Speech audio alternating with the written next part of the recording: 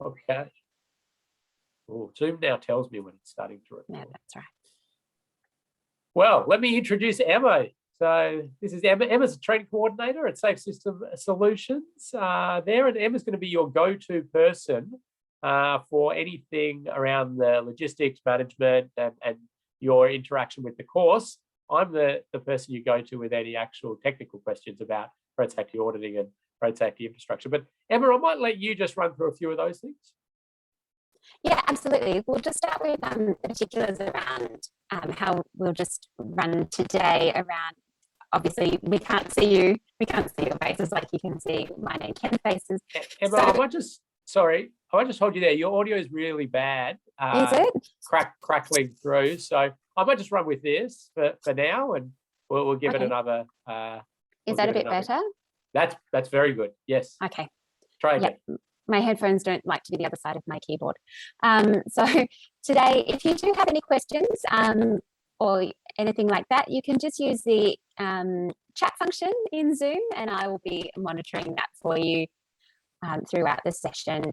As well as that, you would have received last week an email from Safe System Solutions with your Moodle login details. That email often goes to junk or spam folders, especially in organizations. So have a look through those folders as well. But feel free to shoot me an email and I can resend those details and reset your password and anything like that. If you do have any issues with accessing any of the Moodle content, the quizzes or the assignments or anything that pops up, please let me know and I can assist you. Awesome. Thank you. You're still a little bit crackly there. So okay. I might cover off just the next couple of bits and pieces. So the way that you all interact with us is predominantly through that chat function that you have there. So we want you asking questions, answering questions, making general comments through the chat. And you can chat to just Emma and myself, which is all panelists, or you can talk to all attendees as well. And we do like that bit of interaction. You know, maybe you've got something that the whole group would be interested in, or the question, you want the whole group to see the question. We do encourage that. If for some reason the chat function doesn't appear for you, which occasionally a firewall decides to block that, the Q&A seems to be an option. But that's your backup. Use the Q&A as a backup if for some reason chat's not available. And we can give you the ability to talk, and that's just putting your hand up, and we can then give you the ability to unmute yourself and have a chat, and we might get that happening a little bit down the track. But Emma's your go-to person for all of this. Her contact details there. You've got that that PDF in your notes if you need, and there's always the recording, of course, if everything goes pear-shaped. That's me and Jamie. That's me before my COVID moustache. So I'm Principal Engineer at Safe System Solutions. And before that, I worked for the Victorian Government for Vic Roads for quite a long time, for about 14 years, and in a variety of roles. But for a portion of time, a good portion of time within there, I was the manager of all the road safety audit things that were happening in the state. Policies and coordination and the like, and quite a variety of roles in road safety engineering, technical areas and the like. So yeah, I'll be your course lead, and Jamie Robinson's the technical lead at Safe System Solutions. He's going to run through a module, when is it? Next week, I think, on road safety audits of the detailed design, so really technical end stuff. We'll talk about that. I put a little QR code there to my LinkedIn page because I do love to continue the road safety conversation. There's only a small amount that we can cover in these modules, so love to have that continuing conversation online. Emma, let's have another go. See how your audio is now. How is it? Am I sounding? It is good now. Oh, that's good. Hopefully, it's not too crackly. Good. Let's go. What's this? What's this Moodle thing? What's this Moodle thing? So Moodle is our learning management system. I will share my screen. Is that a good time, Ken, or should I do that a little later maybe? Yeah, and it's gone crackly again. So I'll just quickly cover this. This off. It might be an internet connection issue, maybe. So Moodle, as Emma had mentioned, is the learning management system. You would have got an email from Safe System Solutions, which gives you access. If you haven't, email Emma, and she will provide you all those details. But this is where everything is housed. It's got your quizzes, it's got your assignments, it's got the design that you're going to have to do a road safety audit of. Some of it won't be viewable to you yet. We sort of progressively release that, but you are going to spend some time in there. Some of you have probably used it for different courses and things, but it's definitely going to be something you're going to get familiar with. Quite easy to use. One of the ways we like to try to keep interaction going in this course is the use of Wally the Wombat warning sign. So you are going to have to count the number of times you see Wally the Wombat through the slides that are presented.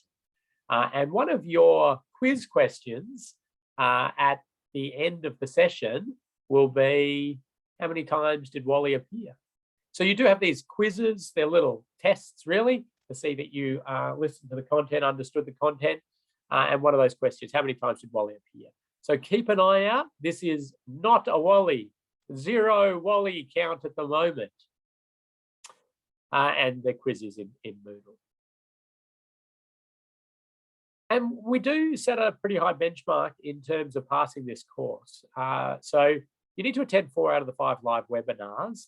Now, if for some reason life gets the better of you and you cannot attend another one, just get in contact with Emma and she'll have a chat with you about that. But do try to attend them because we want you to interact. We want you to ask questions. And we have some interactive activities through the session.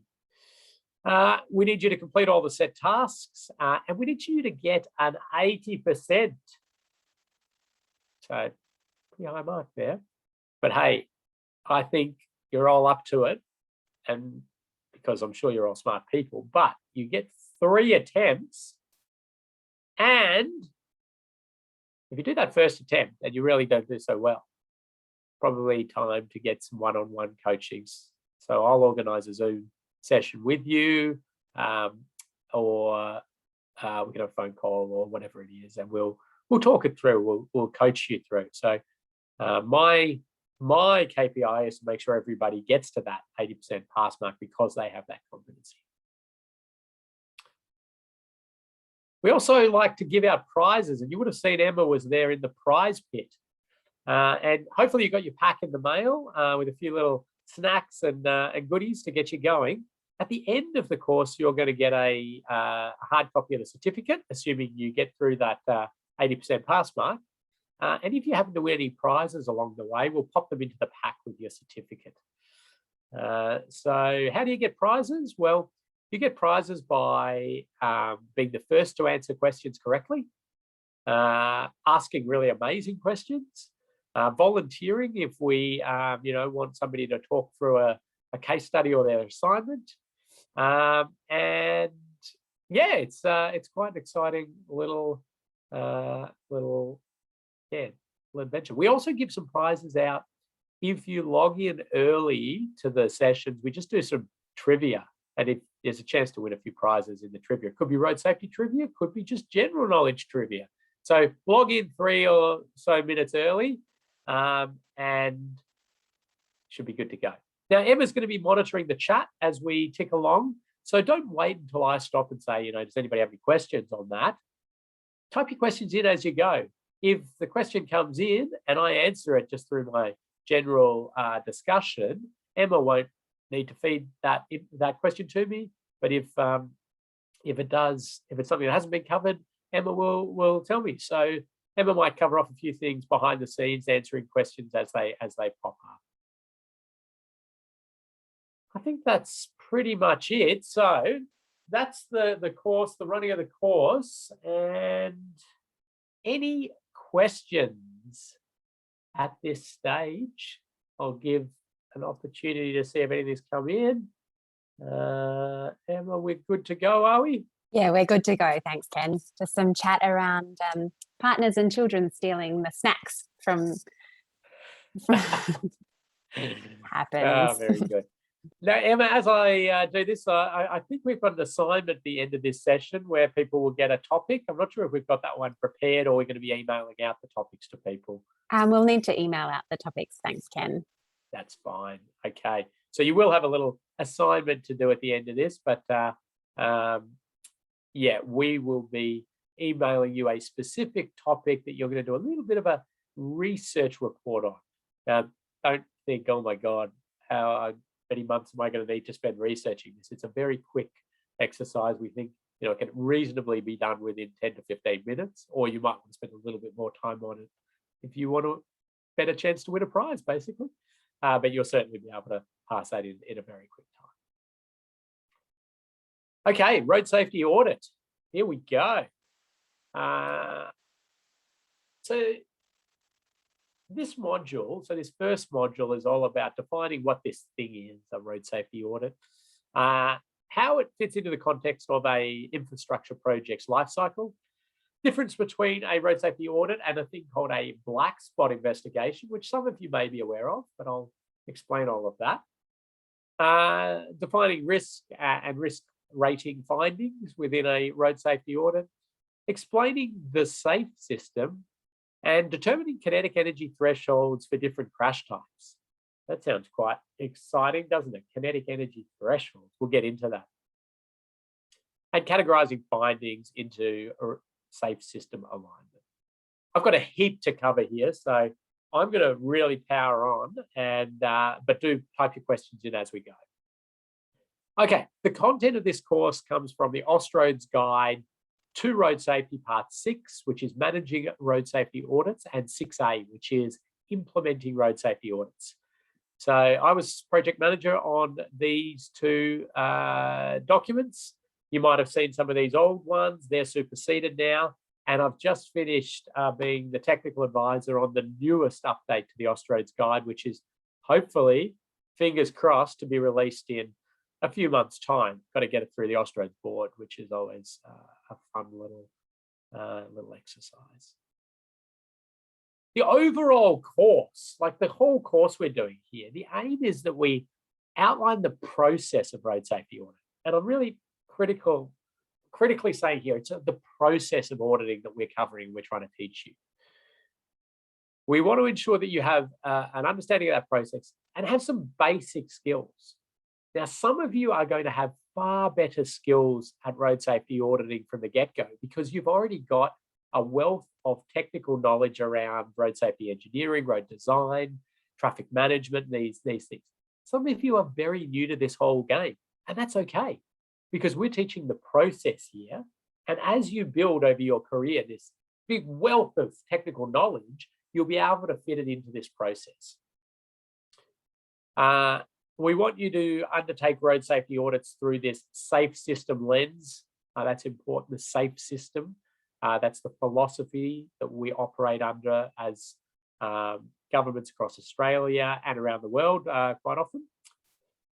We want to present examples of common issues in road safety audits. There's infinite amounts of things that you could come up with as a road safety auditor. But what I've done is picked a few examples as we go of things that I've seen quite a bit of in my many, many years of auditing and hundreds and hundreds of audits that I've done. So I've got a few examples along the way, and they're just to illustrate.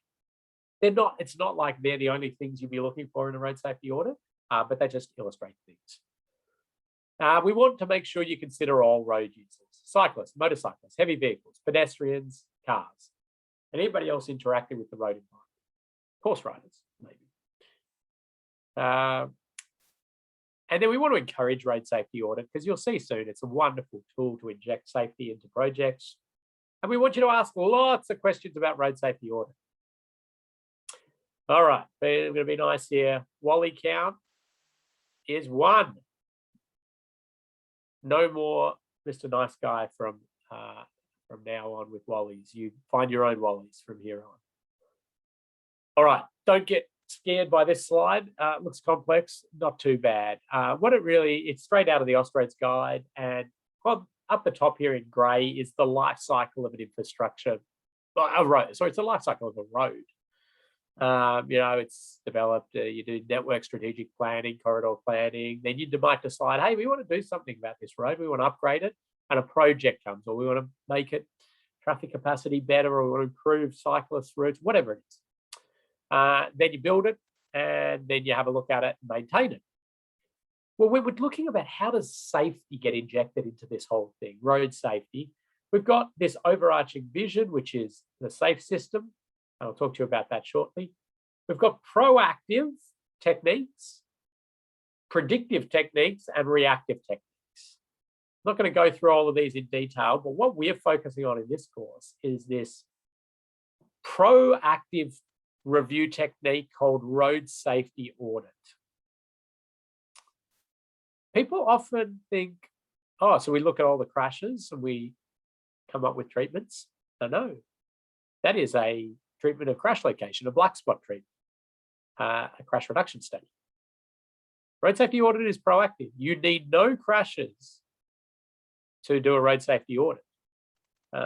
You're looking for crashes that may happen in the future. There may be crashes existing, but there's some pretty cool predictive techniques or sort of risk rating techniques that are really, really well done. One of them is OSRAP or IRAP.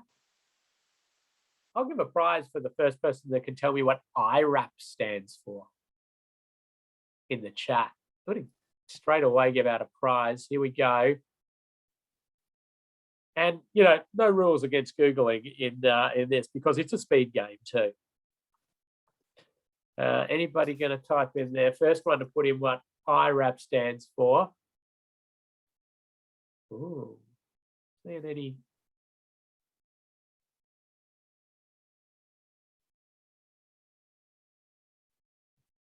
Wondering whether. Oh, here we go. I thought for a second my chat had given up the guys. I was wondering the same thing. International Road Assessment Program. Adrian, easy as that. You are our first prize winner. There's a few others trying to get in there. Funnily enough, I gave you a little bit of a bum steer there. If you Google IRAP, I think in Australia the first thing that pops up is an internet security thing. But IRAP is the International Road Assessment Program. We do have somebody on this course from IRAP, and that is a methodology used to be able to risk rate and star rate roads. The same way you star rate your washing machine, or somebody star rates your washing machine, or your fridge and says it's a 3-star fridge. We can do the same for your road. So for safety, say this is a 3-star road, this is a 5-star road, and that's something we do at Safe System Solutions a bit of, but we can talk to you about that later. Okay, let's keep ticking along. Emma's going to be monitoring the chat. I see things popping up there. Yeah, I was going to say, Ken, we do have a question that's come through the Q&A. Yep. Without funding streams, do you find solutions to be one-dimensional, especially on aging road networks? How can we change the perception that the whole infrastructure should be taken into consideration? I suspect you'll be covering that off. Wow, what a question. That's deep. I need to ponder that for a little bit. I think, can we put a pin in that one, come back in a few modules time and explore it again? Absolutely. I think there's probably a few stories behind that one as well that we might need to explore. Thank you though. Great to see some questions coming in. All right. I put these little symbols in here. Common audit misunderstanding, common road safety audit misunderstanding. So the first thing is that some people believe, if we follow all the standards and guidelines, we will have a safe road network. And that's not true. Standards have some safety built into them sometimes.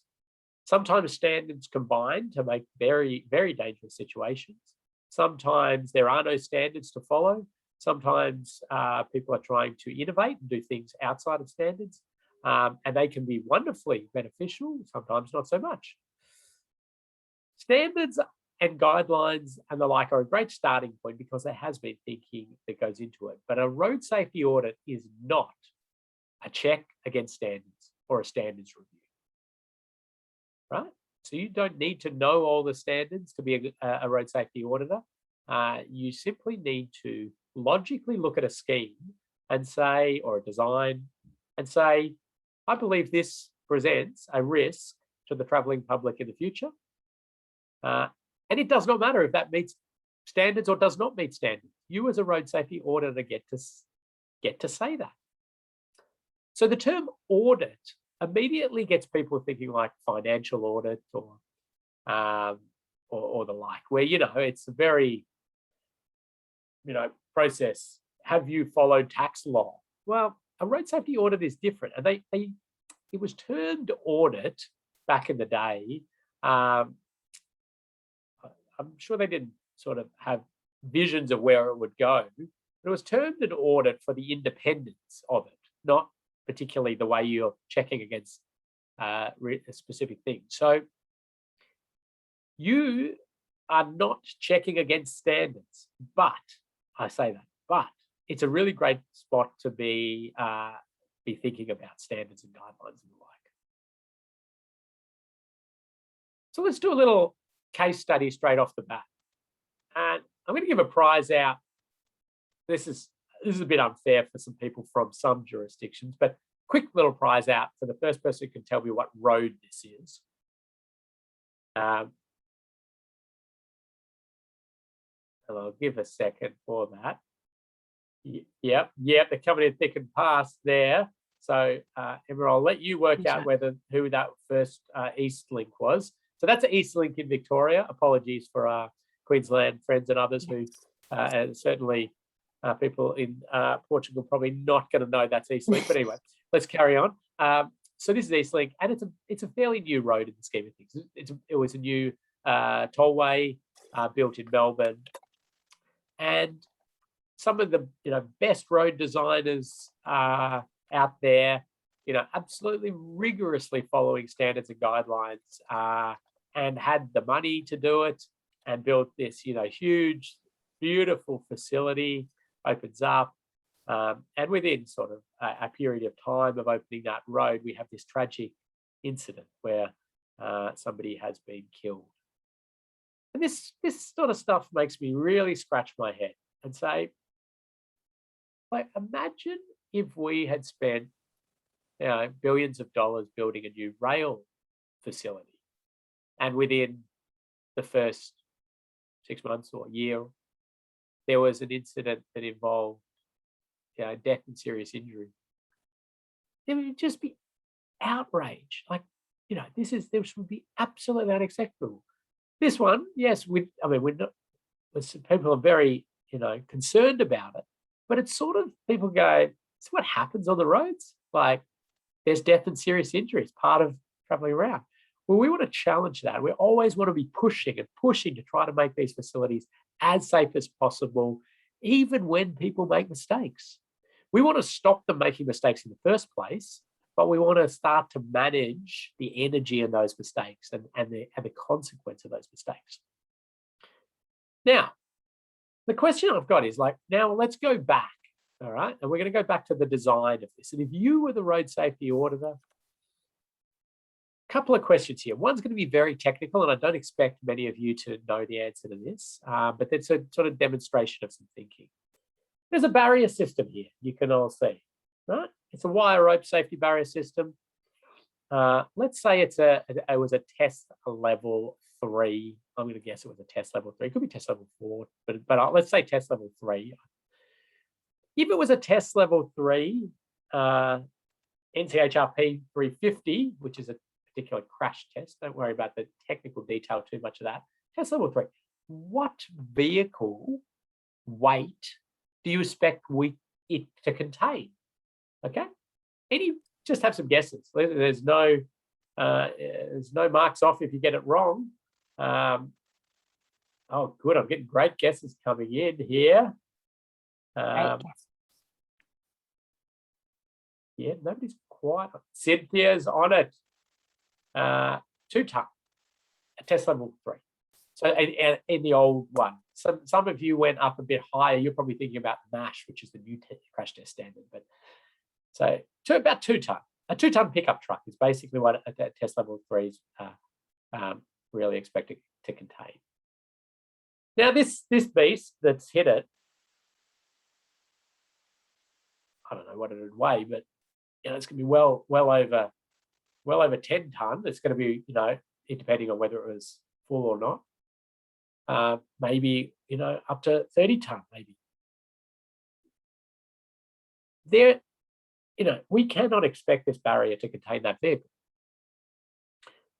The thing that there's a tragic incident here where somebody's been killed, but I also am very concerned about the potential further catastrophic nature of this, because this is a gantry structure, and had that vehicle taken that thing completely down, it would have gone across all the travelling lanes, and we could have had possibly even more people on seriously injured. So there's an example where it absolutely met the standards and guidelines of the time. No questions asked. But we've seen a death and serious injury and a potential even further catastrophic event. And so we would hope road safety auditors would sort of question the fundamentals of these things as well. Now, don't get too scared if you're thinking, oh my God, I do not know barriers. I don't know standards of barriers. This is all. You don't actually audit by yourself. And when you start out auditing, you're in a team with senior auditors and people who really know all this stuff, and you will learn it over time.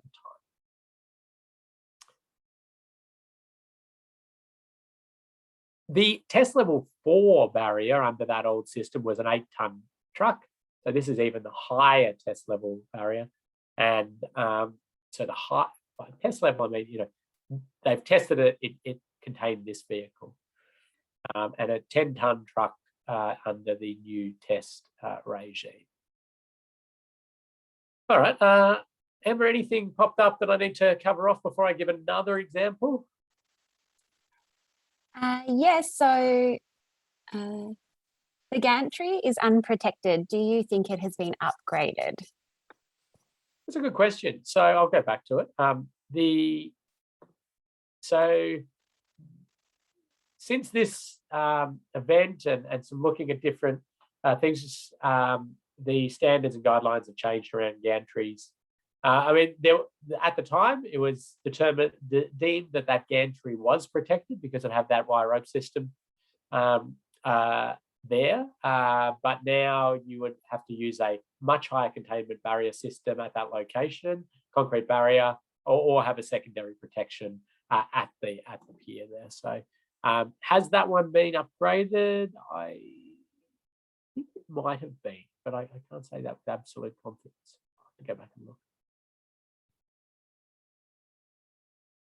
Let's have another look at another one, which is it's a real common road safety audit finding. And again, it can be absolutely done within standards and guidelines.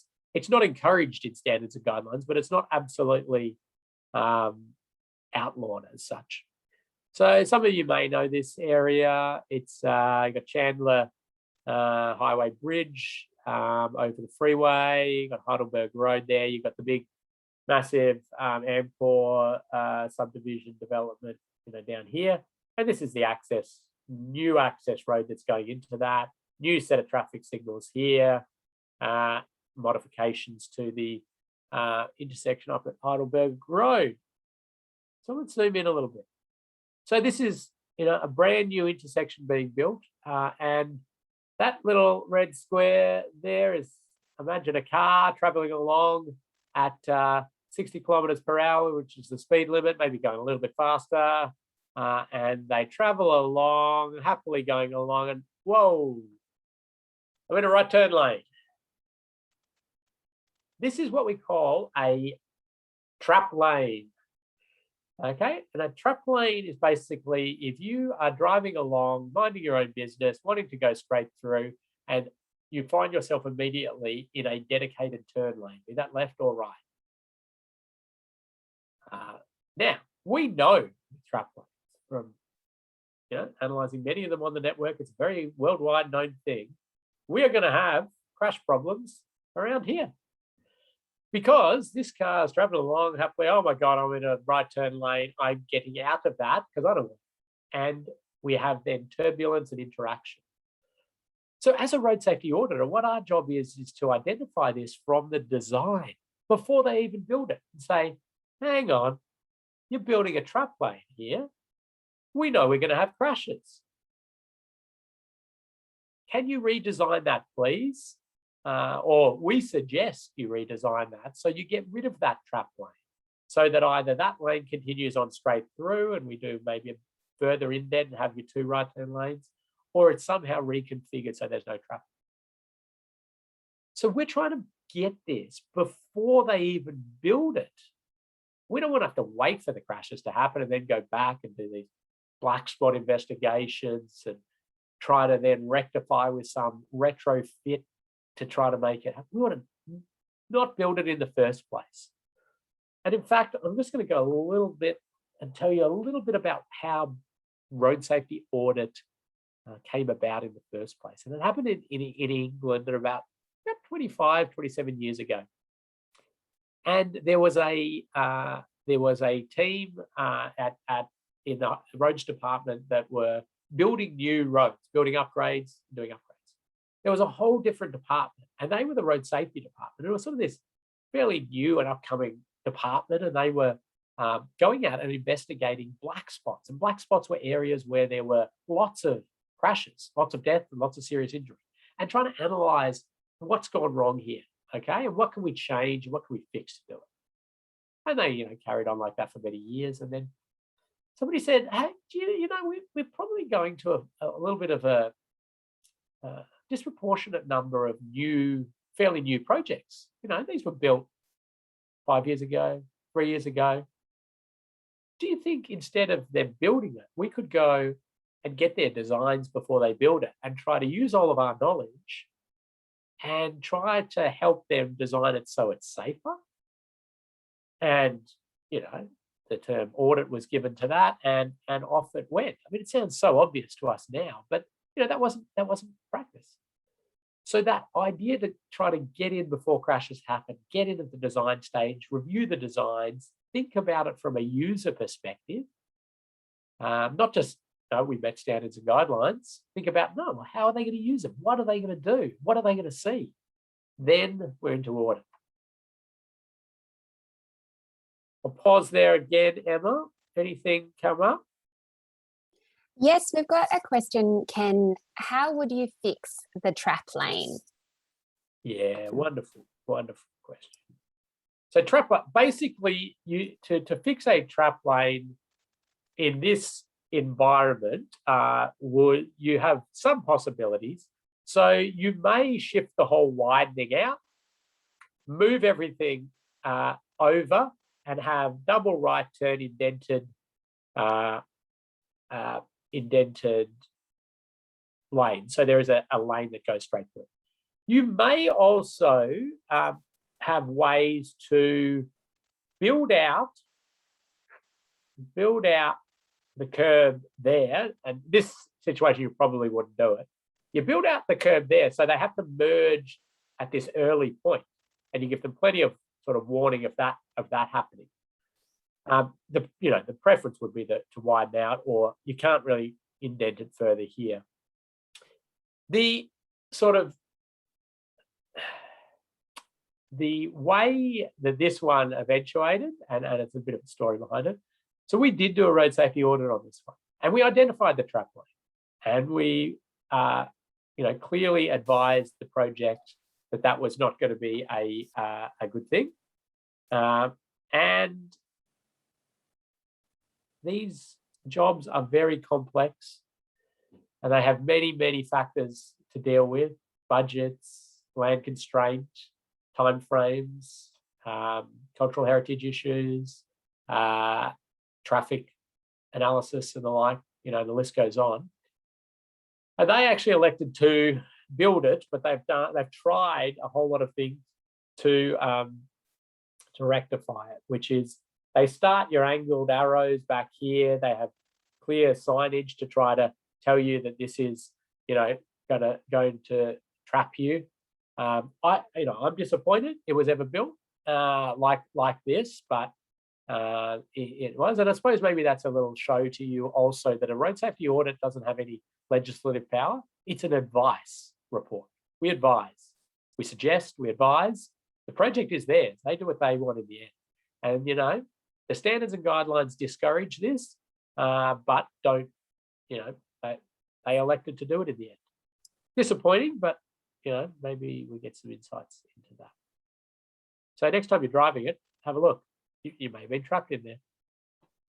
And by the way, I sometimes just love the way whoever came up with the name trap lane, I think is brilliant. Like, it just says exactly what it is. All right, I'm going to get you to do a little bit of crash analysis, but I'm going to get you to sort of do this thing where you're looking back and you're thinking, what could have contributed to this crash? The reason we're doing this crash analysis, remember, road safety audits are not crash analysis, but we're trying to then take that thinking and that idea and that learning and put it into future projects or roads where maybe there haven't been crashes. Okay, so what I'm going to do is play this little video. I'll let it stream through for you. It might be a little slower, maybe. Hopefully, it'll be all right. And I'll play it a couple of times. And what I'm going to be asking you is, what factors from the road environment, right? The infrastructure, the signs, the general surrounding environment. What factors may have contributed to the chance that this crash happened in the first place? Okay. Let's play.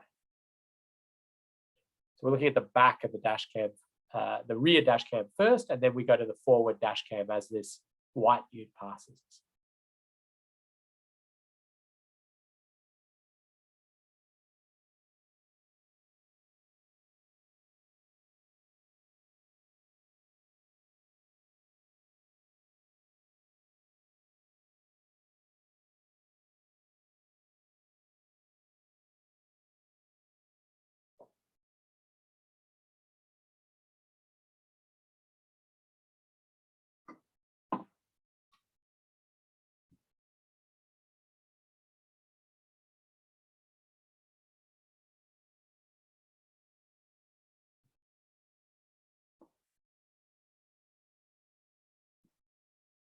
Okay.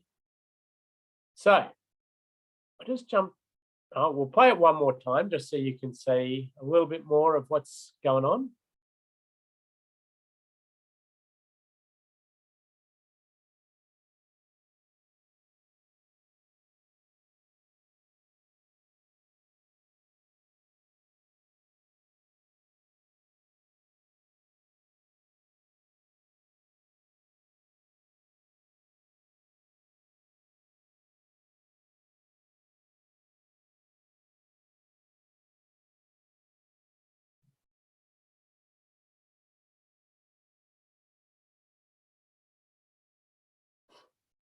All right, so pop into the chat your ideas on what infrastructure factors may have contributed to the chance that the crash happened. Oh, wow. Got lots of responses. How good's this group? So great. I'm loving this. Okay, let me go back to the top there. I'll just try and run through quickly and have a look. And I'm going to give a prize to somebody for one particular thing. Now, not to say it's the most contributing factor, but it's one I want to talk about. So if you happen to land on that one, you're going to get a prize too.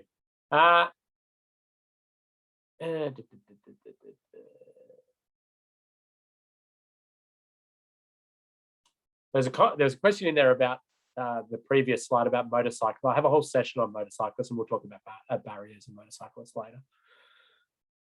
Oh yeah, answered that. So I'm sorry, I'm catching up here. Okay, so we've got there people talking about lack of signage, warning sign on the approach, and being able to alert people to the intersection coming up. We've got lots of people talking actually about early signage. it was a very straight approach. And are we lowering speeds enough? Was there any protection of that pole? I'm going to talk about that in a little bit. Damien says he thought it was a roundabout. I find that a very interesting comment there. And that is very sort of actually really important as a road safety auditor to understand these things. Because if you thought it was a roundabout, I dare say a lot of the approaching vehicles might think it's a roundabout as well. And that may cause lots of issues. It's a very wide entry. That's a good one that's come in there. There's pedestrians, advanced warning. So the give way sign's very small, transition to an urban area. These are all really great things.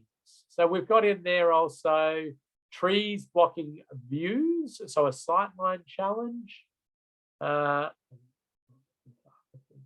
These are absolutely fantastic. And you can immediately see the amount of stuff people are starting to now think about when they're looking at these crashes.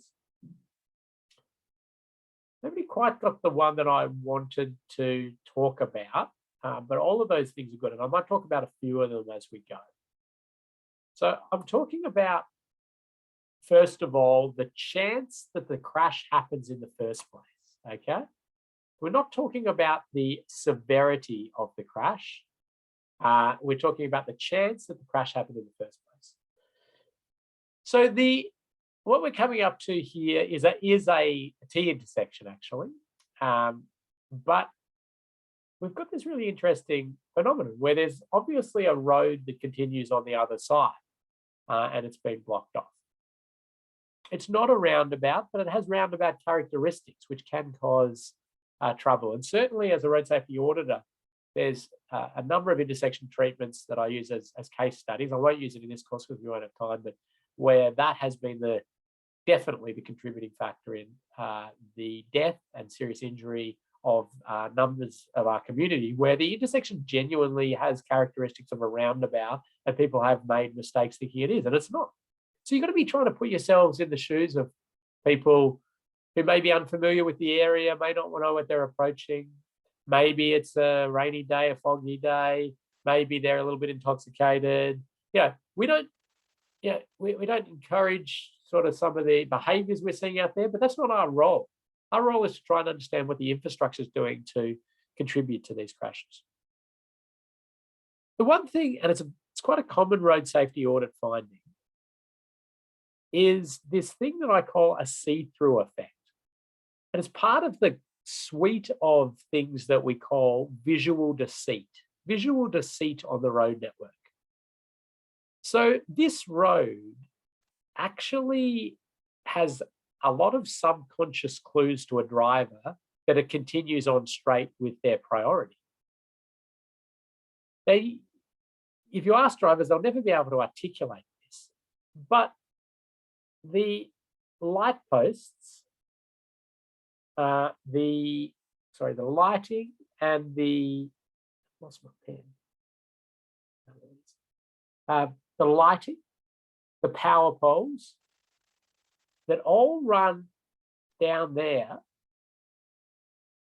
and continue off into the distance, they actually give a see-through effect. And a driver is quite influenced by that. And it may be, 1 in a million that thinks that the road continues and identifies this too late to be able to stop. And that's what we call an overshoot crash. So there is a chance that this youth driver will, not know this, but only identified that they had to give way here at this very late point. Now, a lot of you tried to address that. Maybe you thought that through, but you jumped straight to a solution, which was, well, let's do better warning signs on the approach. Let's do some line marking improvements. Let's do all that. So that's really good.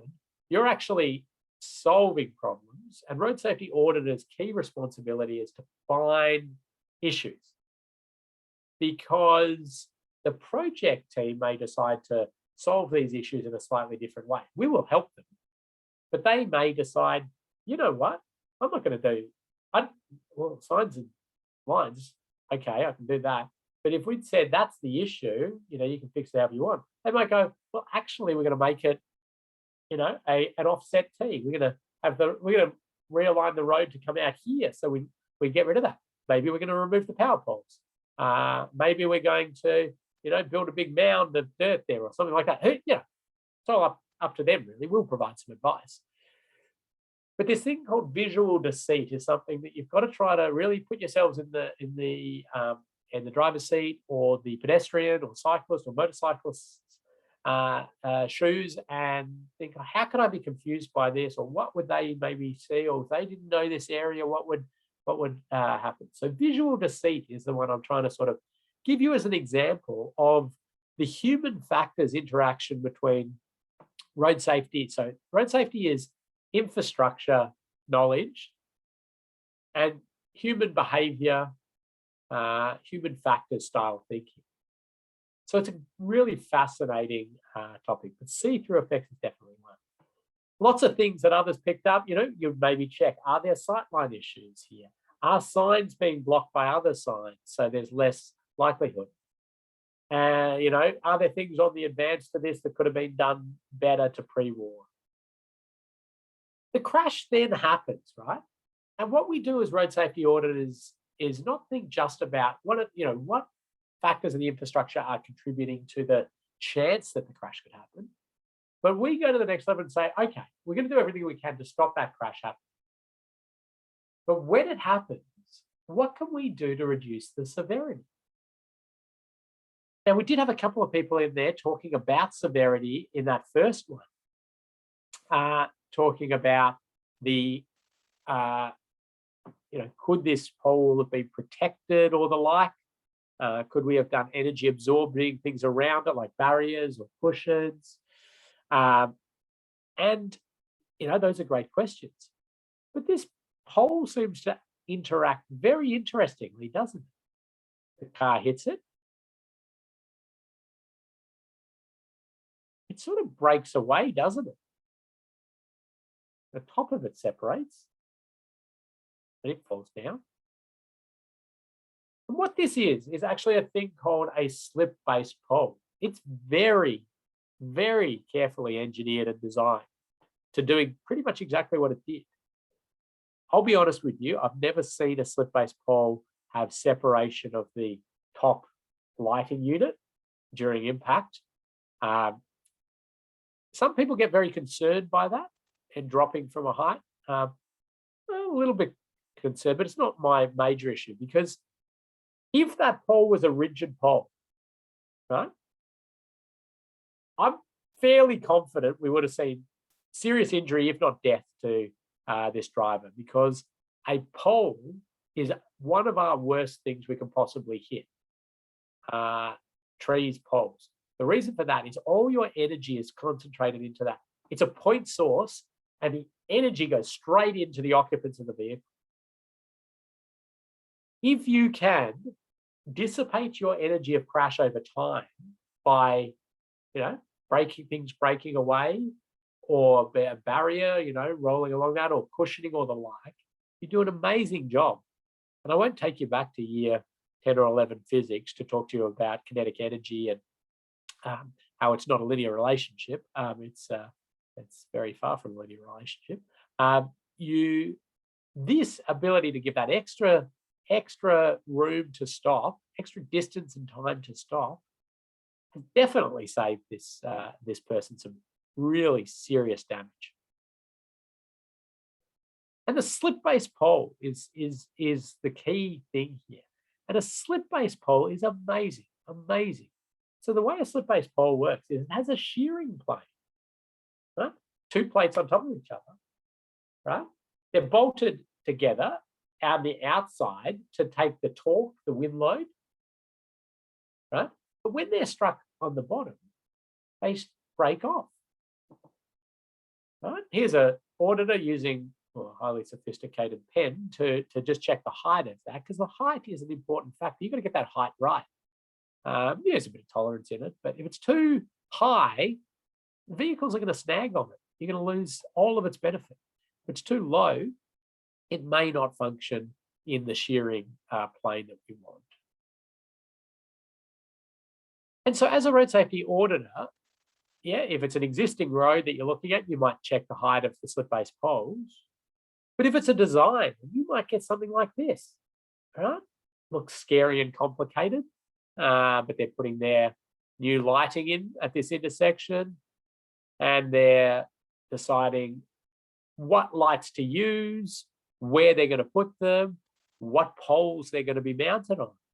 And they're saying, yep, so slip-based poles here and here and here, and maybe, and then you're looking at that and going, okay, are they using slip-based? That's good. But what situations might we not use slip-based? Well, we might say, actually, we don't want to use slip-based because they sound pretty awesome, don't they? I mean, vehicle leaves road, hits pole, survives, the occupants survive. What situations do you think you might maybe want to look very carefully at using a slip-based light pole?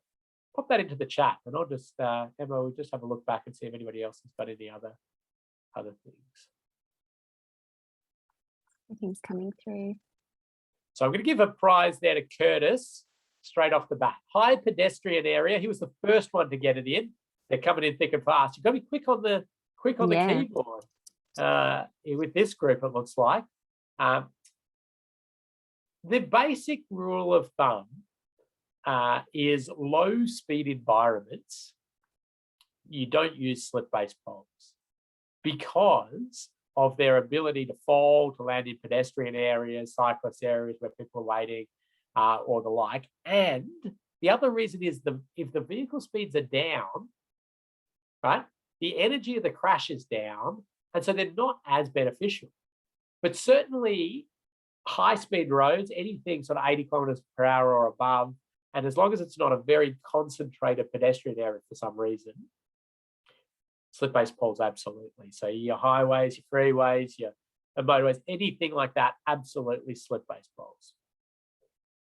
But in a situation like this, for example, you'd really never be going a slip-based pole on something like that because you've got pedestrian areas around. You've got all the wires, you've got tram wires, you've got power lines and everything like that. So, and it's a fairly low speed environment for those who know it, down Victoria Gardens area.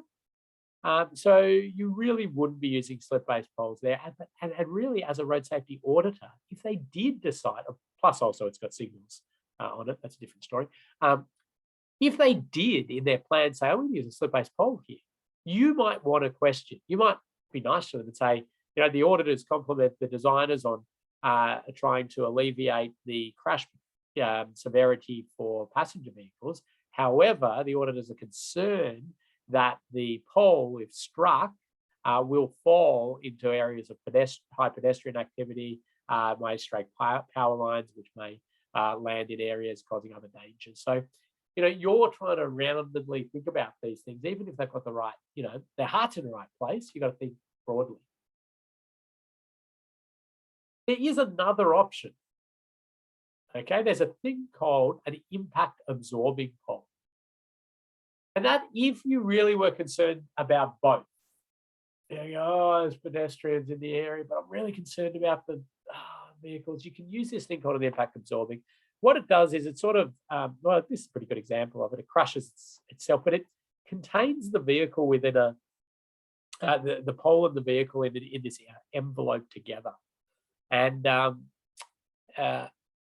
it's not the best for high speed because, it sort of doesn't quite break away as it would.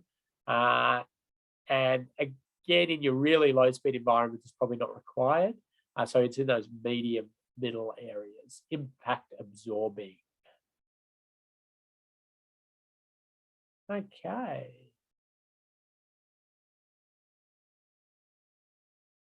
So just common issues with slip-based poles. And remember, I'm just picking random sort of topics because I think they're interesting. Some of them are visual. Visual is good for training purposes.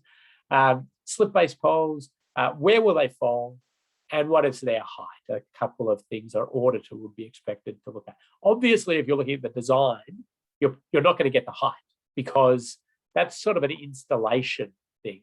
The design is just going to say, slip-based pole designed to, and they'll put a standard drawing of a slip-based pole.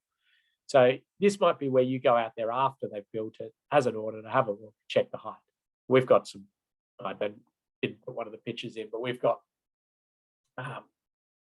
there are specific heights. You don't use a pen for that. That was just popped in there. Okay, the next common misunderstanding, and we've talked about this already, road safety audits proactive, black spot investigations react. The misunderstanding is people think that when an area's got a whole lot of crashes, that the road safety audit is done. That's actually called a black spot investigation, or a crash investigation, crash study.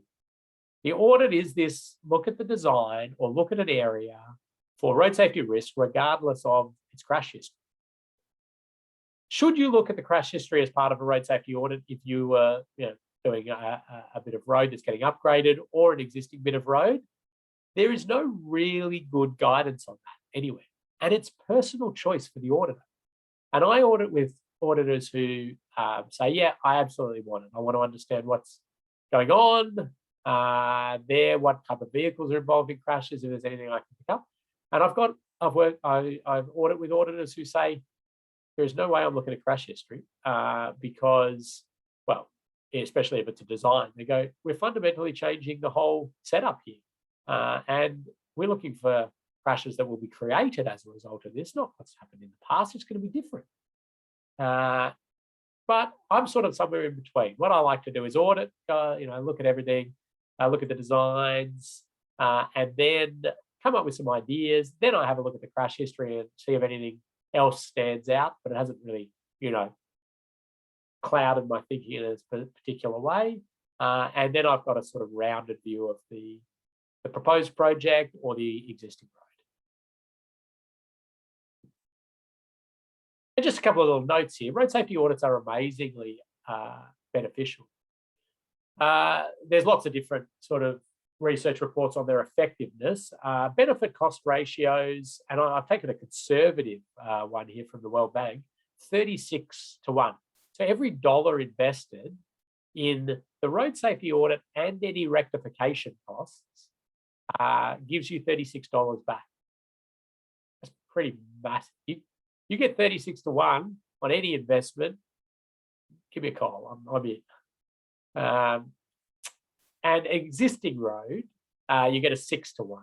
Now, the reason for the design being so much more valuable in an investment purpose is that you're changing lines on a design, right?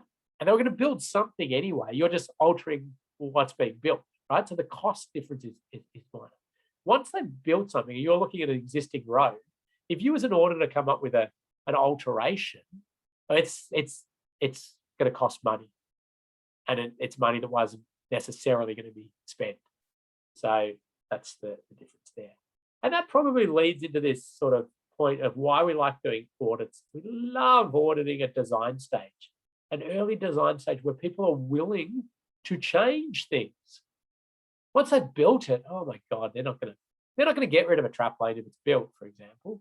There was a chance they'd get rid of a trap lane when it's a design. Once it's built, you would struggle to get them to remove a trap lane. They'll just sign it and reline mark it. That's the best you could probably hope for. So there's Austroad's definition of a road safety audit. There's a lot of words here. It's a formal, I'm going to read them really quickly. Definition. A road safety audit is a formal, robust technical assessment of road safety risks within a transport project. It's completed by independent qualified teams.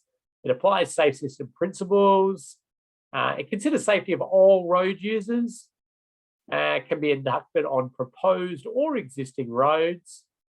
And the objective is to identify foreseeable hazards for all road users, provides a reasonable but not absolute hazard identification method.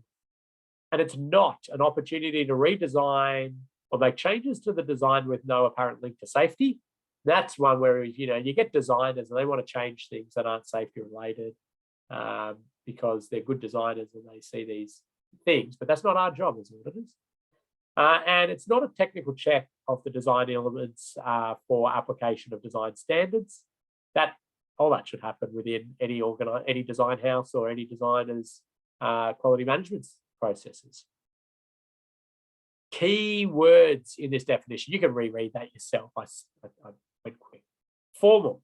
A road safety audit is a formal process. It has a set of steps, and you must do them, and you must report it in a certain way. Okay, it takes time. All right, you'll see as we go through it. It's not a quick. I'm just going to whip out lunchtime and do a road safety audit of this intersection. Oh well, yeah. I mean, you might do site visit. It's going to take longer than lunchtime, but you can do all these other things. There's a whole heap of process to do. You have to be independent. You cannot road safety audit your own design. You cannot road safety audit a design if you are the project manager of that project and somebody else did the design. Right? You must be independent, completely independent of this project. The reasoning for that is sort of twofold. One, it's like proofreading your own work. Okay, you do that anyway. The designer is going to check their own stuff to make sure everything's good. But it's amazing. You write that letter or whatever you do. You read it. You go, yep, nailed this one. You hand it to a colleague. Spelling mistake. Yeah, no, you've used the wrong word here. Hand it back, and you're like, okay, yep, don't know how I missed that. You're too close to it. You can't see that. Your brain doesn't work that way. But independent, that's one reason for independence. The second one is that, you as a project manager or even designer, you are constrained by so many things. These projects are complex. You've got costs. You've got environmental challenges. You've got cultural heritage challenges. You've got time frame issues. You've got different a whole lot of things that you're trying to work through, structural issues and geotechnical issues and electrical challenges. These are complex beasts, these projects. And we don't want the safety vision to be compromised by any other challenges at this stage, if that makes sense. That's why we provide this frank and fearless advice as auditors. All right. And the project manager sometimes goes, I knew that, and I couldn't do it because of that bloody tree that's, been there for 300 years. And, some of some trees are very important and all of that. But you see, we are obliged to put it out as it is and say, this is possible presentation of death and serious injury on the road network into the future. I'm sorry it's causing you, headaches in your project, but we're, aware of it. Sometimes they're not aware of these things and they can be easily fixed. And we provide recommendations. So sometimes we do sympathize and we say, okay, I understand that tree cannot be removed. So how about we work on some barrier systems, or how about you, move the whole carriageway out here if you could, or, provide a high profile barrier curb at this location, ways to try to lessen the risk, understanding their project context. You have to be a qualified team. Qualified means that you have to have done this training or equivalent training and be on a register often to do it. It doesn't mean you have to be an engineer or the like. You just need to understand this process. And in fact, some of the best auditors I know are not engineers. They're very practical people who have been involved in roads and infrastructure for a long time, but also have the ability to common sense say how road users might use these areas. We apply safe system principles, which I'm going to take you through shortly. We think about all road users, and you can do it on proposed or existing roads. I'll pause there, Emma, see if there's any questions. And what do you say, actually? We just have a 3-minute stretch, fill up your water break, and we'll pop up a little poll. Now, you're not being marked on this poll. It's just something for you to do. So in the next 3 minutes, I'm going to get you to answer the poll question that's going to hopefully pop up. There it is. Answer the poll question, have a stretch, fill up your coffee or water, and we'll get back to it in 2 minutes and 50 seconds.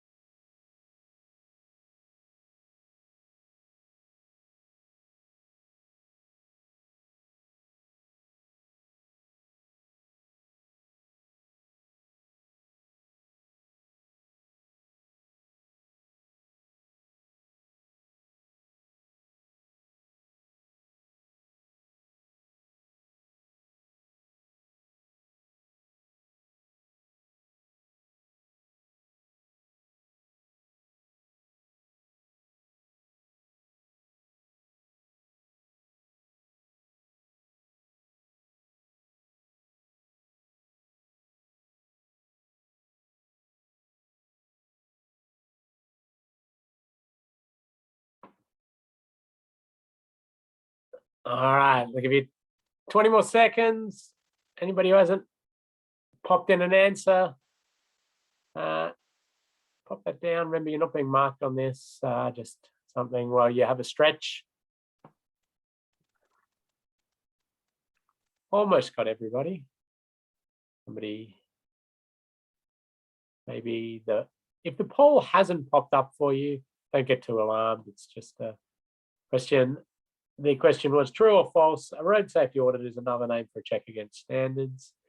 All right, let's end that, Emma, and pop that up and display the results. And almost got everybody into the correct one. It is not a check against standards. No, you may do some checking against standards as part of it if you decide that that's appropriate.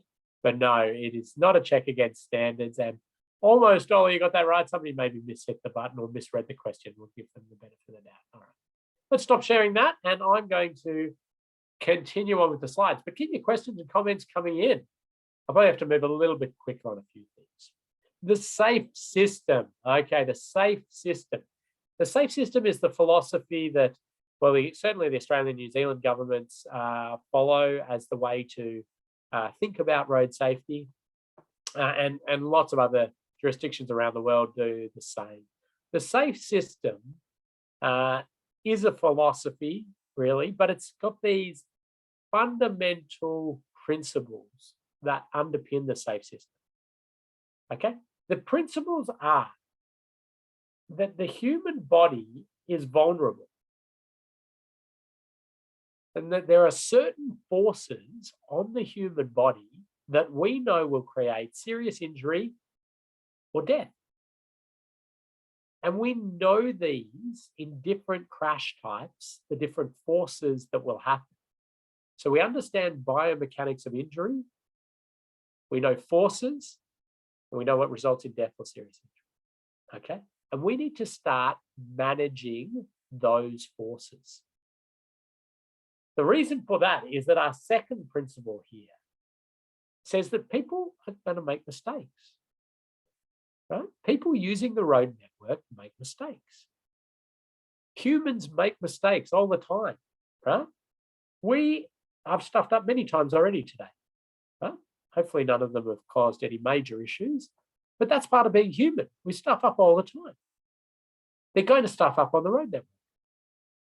So what we're trying to do is minimize mistakes on the road network and manage mistakes.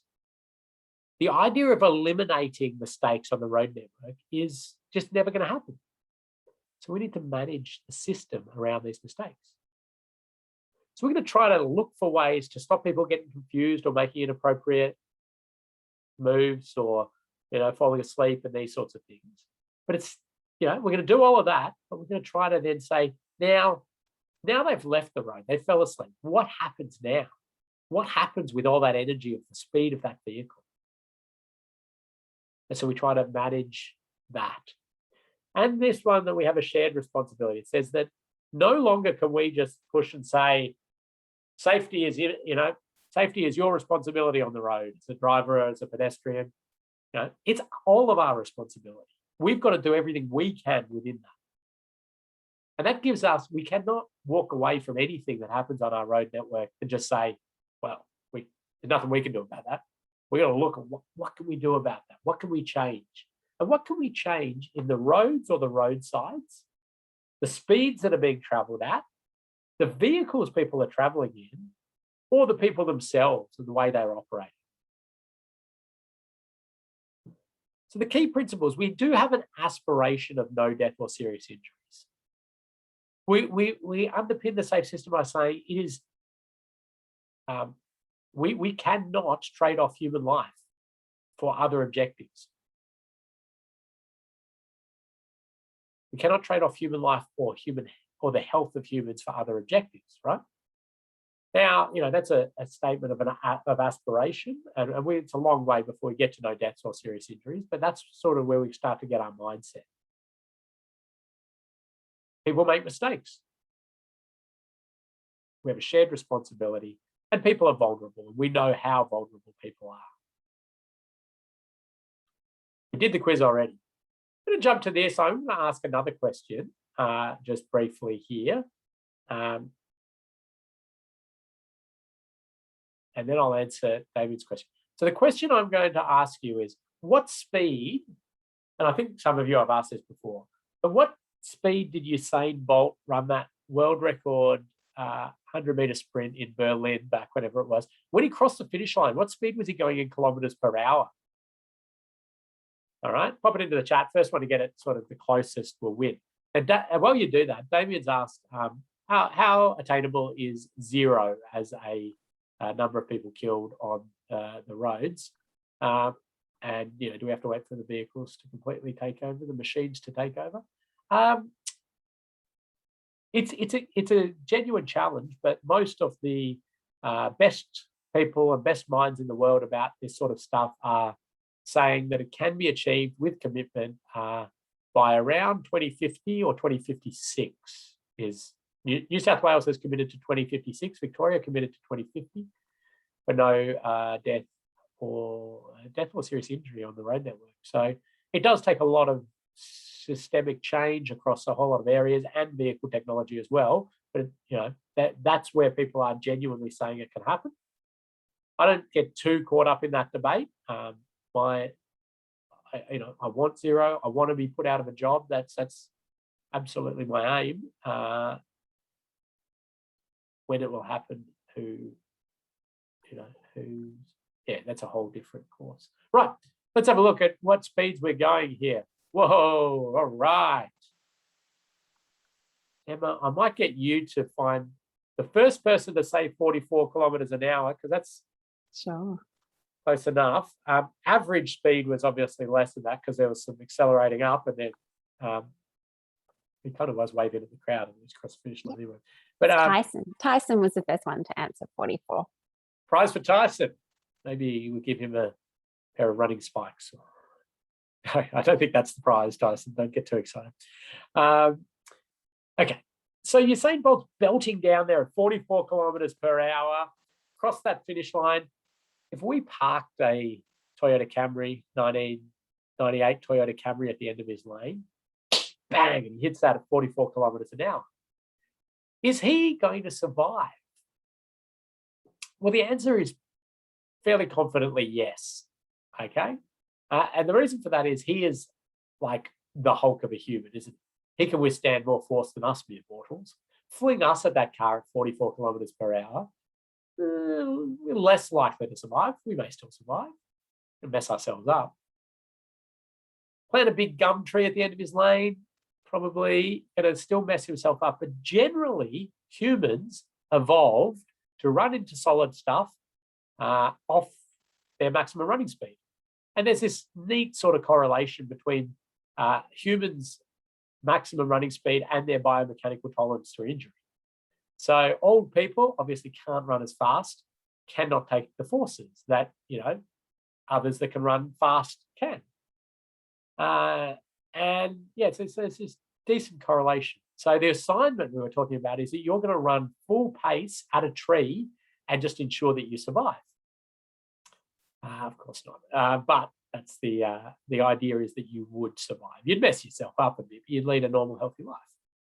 Now we have this sort of data for the population and of crashes where passenger vehicles are striking pedestrians.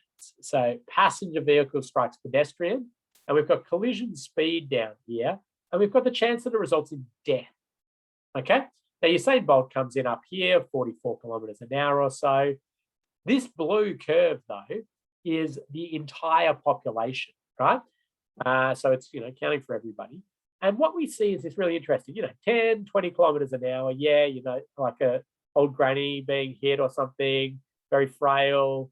We've got incidents back over, backed into a car park, fell, died.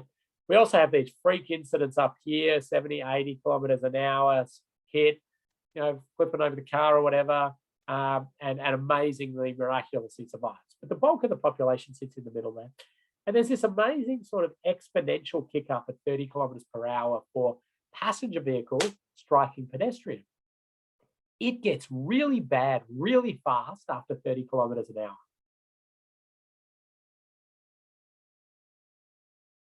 And here's a little bit of Olympics for you. Probably seen this one. This is what humans are designed for. We could have a laugh because not only did he survive, broke a few ribs, but recovered, went on, next World Championships or something, won the gold. So everything's, that's what we're designed for. But we've obviously gotten ourselves in a position where we go way, way, way faster than we were ever designed for or evolved for. We've got this data now for side impact crashes as well. Right angle crashes. Now this is collision speed here is what we call the bullet vehicle. The bullet vehicle is the one that does the damage in a crash. All right. So in this case, this is the bullet vehicle. This is what we call the target vehicle. The target vehicle is the one that's copying the injury. So this is bullet vehicle speed. And we know that as those happen, it's at 50 kilometers per hour where we have that exponential increase.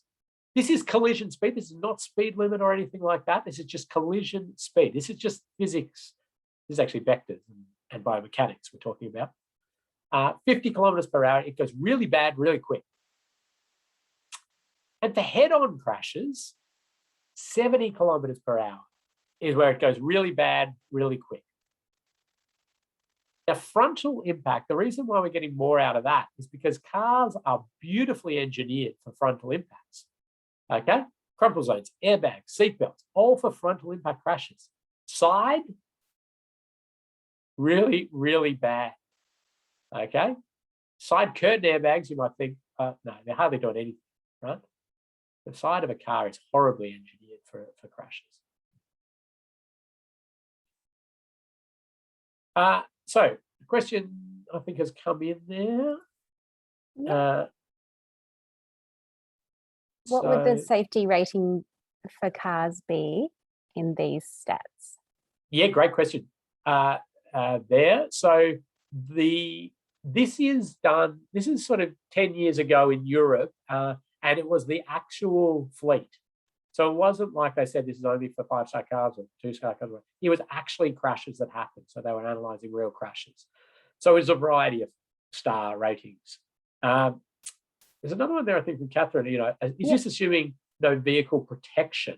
No, yeah, as I say, some of them had all these features. The European fleet's far advanced, or it's getting better now, but than the Australian fleet. But this was European crashes, so some of them had great airbag features and the like. But I'll tell you now. Quick prize. I'm going off script here. Quick prize. So ANCAP, the Australian New Car Assessment Program, crash tests cars. Okay. There is a crash test which is side impact into a pole. Okay. The dummy in that crash test has to not get forces on it that goes to a level 3 serious injury, a Maze 3 serious injury, which is basically lifelong acquired brain injury, right? What speed, first one to put that in, do they do that crash at? So side impact into a pole to get 5 stars if you pass this. Any guesses on it? You can have as many guesses as you want. There's one question that's coming where people are answering, Ken, is would it be for the newest and safest models? This is that. It might have adjusted a bit, but this answer to this question, and I'm going to give it to Rob Smith there, who's popped in 30 kilometres per hour as the because it's recently gone from 29 kilometres per hour to 32 kilometres per hour for side impact pole test. But the thing is that that is a 5-star vehicle, and they're basically saying 5 stars. But all we can guarantee you is if you side impact into a tree or a pole, if you're going any more than 32 kilometres per hour, yeah, you have a pretty good chance at acquired brain injury or death. 32 kilometres per hour. That just shows you how poor the safety performance of the side of a vehicle is. The frontal offset crash is at 64 kilometres per hour, right? So that's even still way lower than what we're talking about. So people sort of have this vision that the safety features in vehicles are just going to, are just so wonderful that you can nowadays fall asleep, crash into a tree, and you're fine. You do that in a 5-star vehicle, you're still a fair chance of being killed or seriously injured. Your fingers crossed that the vehicle stops itself before it runs into that. That's where you're going to get more safe. But energy absorption, the physics of it is just like the energy of traveling at 100 kilometers per hour and coming to a dead stop. It is unbelievably hard to manage that energy. But if we can change the infrastructure around that and put a barrier so they don't come to that abrupt stop, but they slide along it and dissipate their energy over time, now we're able to save a whole lot of trauma. Anyway, I'm quite off topic now. But the reason we go through all of this is because in a road safety audit, once we get to the point of analysing, okay, I've had this vision of this crash that could happen, right?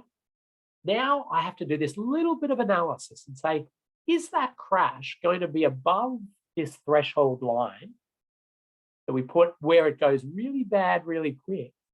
Or is it below that? Okay. And you just make a little note on that. Because we might see issues out there that we go, oh, these crashes are going to happen a heap, right? But we know that they're sort of going to happen around the 40 kilometers per hour, right? Now, we were less concerned about that. We don't want that to happen. We're less concerned about that than when we go, oh, yeah, they're going to happen. They're going to happen at 70 kilometers an hour. Right? So we'll get into that. And here's some more information on generally where we put those thresholds. Okay? So 30 to 40, I might, it's 32 is the side impact pole test. We're kind of relying on a bit of, I suppose keep the transport network moving a bit, but lots of information there for you. And the old way we used to do road safety audits was, look at the plans, look at the site, identify issues, give it a risk rating, high, medium, low, intolerable risk, and suggest some changes. Now what we have to do, still identify risk grade, but then we have to make that call. Is this within those tolerable limits that we talked about, or is it outside, higher than what we can tolerate as humans? So when the crash happens, we recommend some treatments, and then we give an indication of the effectiveness of that treatment. So a little bit more for us to do these days. But you'll get lots of practice on this. So if you're feeling a bit overwhelmed, don't get too worried. All right, I'm going to run through a worked example really quickly here. I'll just take questions if there are any. All right. Good. Good to go. Thanks, Emma. So what we've got here is a intersection modification design. So they're altering an intersection to make it a signalized intersection.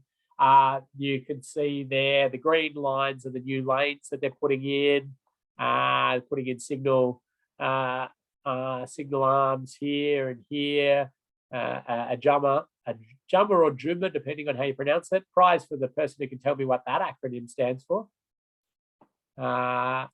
See how we're that. Is that a Victorian thing? No, I think it's at least so Nicholas is onto it. Joint use mast arm. Well done. Basically a traffic signal and a light all in one, joint use. So, lots of things. So, we're reviewing this design. We're going, we're putting ourselves, imagining, okay, they've built it. Now, how are people going to use it? What are the issues? How are the bike's going to use it? Where the pedestrian's going to go? How's heavy vehicles going to go through here? What's going to happen? You're imagining all this on the new feature that they've, in your mind have built. Okay, and as a road safety auditor, we go, we found something we're concerned by. Let's run this through from start to finish. So you've got 2.9 meter wide right turn lane. Not happy about that. Oh dear, that's going to be very, very, very tight on this sort of high-ish speed road. Not happy about that. Now you're going to write this up. Okay, you're going to say, well, my concern as an auditor is that the right turn bay is too narrow. Well, I'm going to say that's a poor example of how to write an audit finding. Sure, you've said what the issue is, but there's a lot more to do. What's better is if you say the turn bay from main road to side road is too narrow, whatever road names they are. The concern is that it increases potential for sideswipe and rear end crashes. And Austroad's Guide to Road Design states that a minimum traffic lane width should be 3.3 meters. Or here's a really excellent example in my mind. Okay, the right turn lane from main to side road is too narrow for storing vehicles. The concern is vehicles will encroach into the same direction lane while either performing a turn maneuver or waiting in the bay.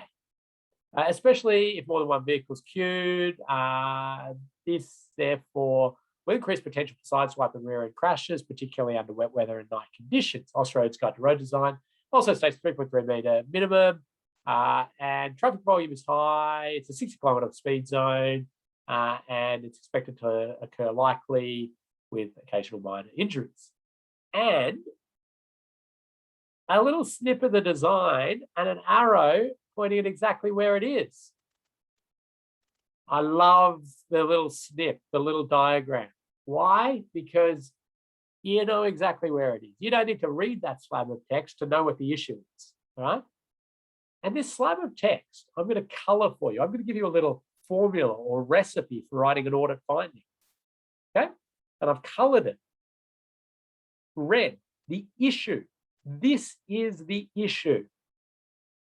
Yellow, articulate exactly the crash that can happen.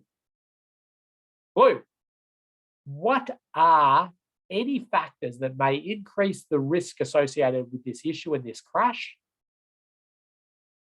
And purple, if there are standards and guidelines, you can refer back to them, but you certainly don't have to, all right? That's if applicable, if you know it, but if you don't have the purple, that's okay. Issue, crash, risk factor, standards and guidelines. So when I'm marking your audit reports down the track, I'll be looking for this. Have they done the issue? Have they articulated the crash? Have they given me risk factors? And, be nice to see, but, have they referred it to a standard or guideline, if appropriate? If it's a sort of obvious one, I might make comment on that, but, you certainly, if there aren't any of those and it's not a, in your face issue, you won't be marked down for not having a standard or guideline. To come up with that risk rating, right, is the next thing we want to do. You use a risk matrix, and this is the risk matrix we use. Because risk is the chance of a crash times by how bad that crash will be. In fact, that's the international definition of risk, likelihood times consequence.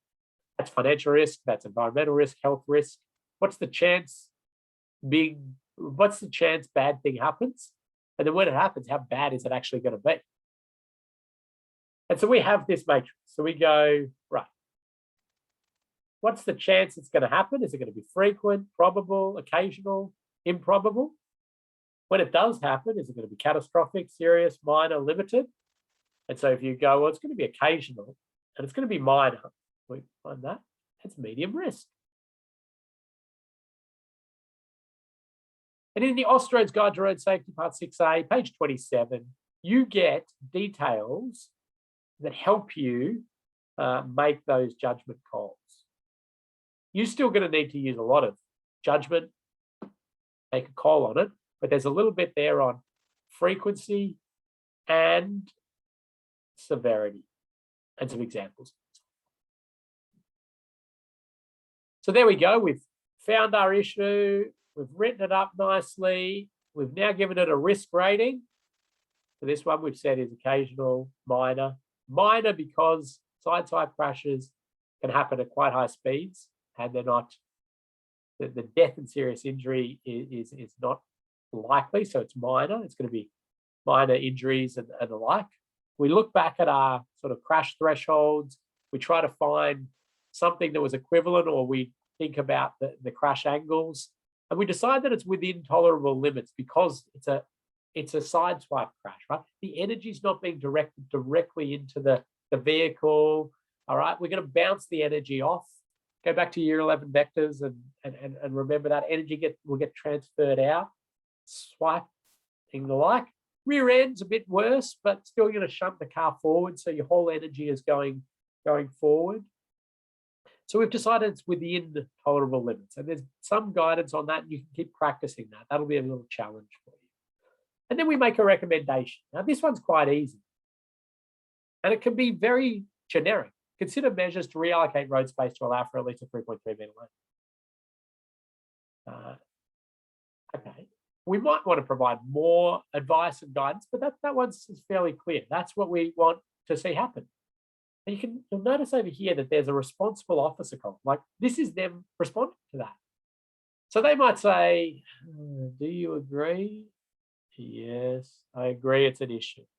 And then they might write, a few paragraphs on why they can't achieve that, and they're willing to accept that, or they're going to do other measures to reduce the risk.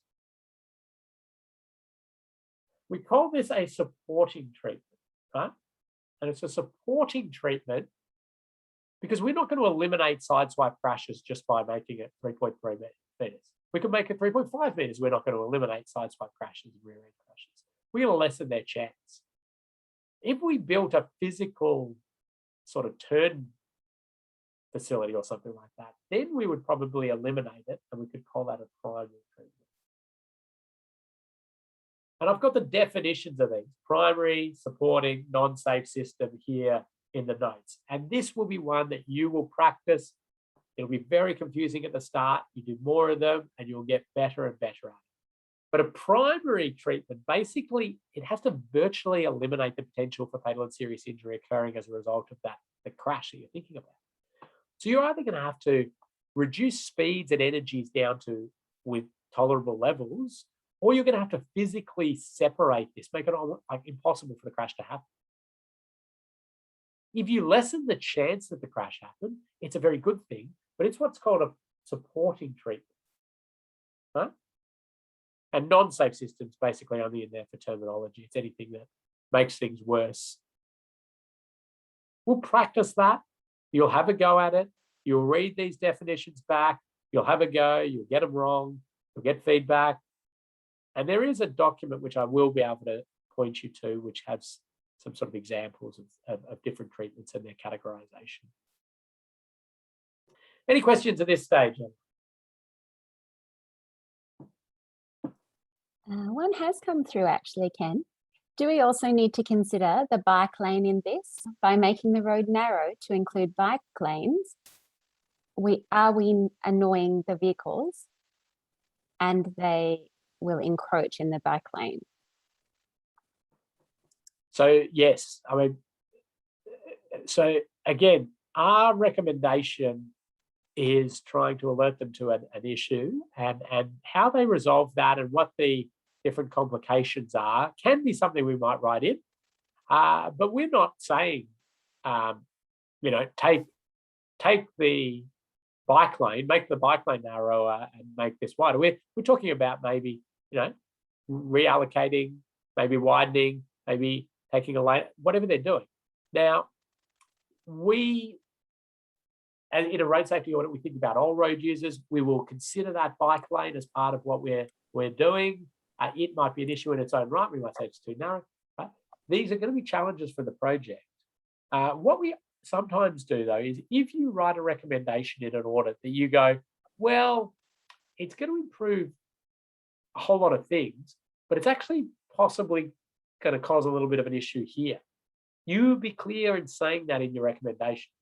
This, will improve all of these things. However, these issues may arise, and if you can, point out some ways to lessen the risk of those as well, that'd be good.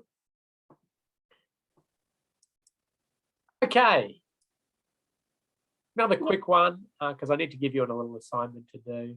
So this one, I can do it really quickly. And look at this diagram. Isn't it great? I don't even need to read all these words to know what the issue is. Car coming out here. Sight lines blocked by the left turning vehicle. Right? What we call a dynamic visual obstruction crash. Dynamic, moving vehicle, obstruction of sight lines. And so we know that without even having to read that. It's been risk rated. It's decided that it exceeds tolerable limits because the crash we're worried about is this vehicle, crashing with this vehicle. This is a 100k road. We know our tolerable limits are about 50 kilometers per hour for that right angle crash. So it's well exceeding that. And then there are some recommendations. Now, this one's probably more elaborate recommendation. Consider measures to reduce the speed and angle of impact at this location. This could be achieved with a roundabout. Wow, okay, big changes. Primary.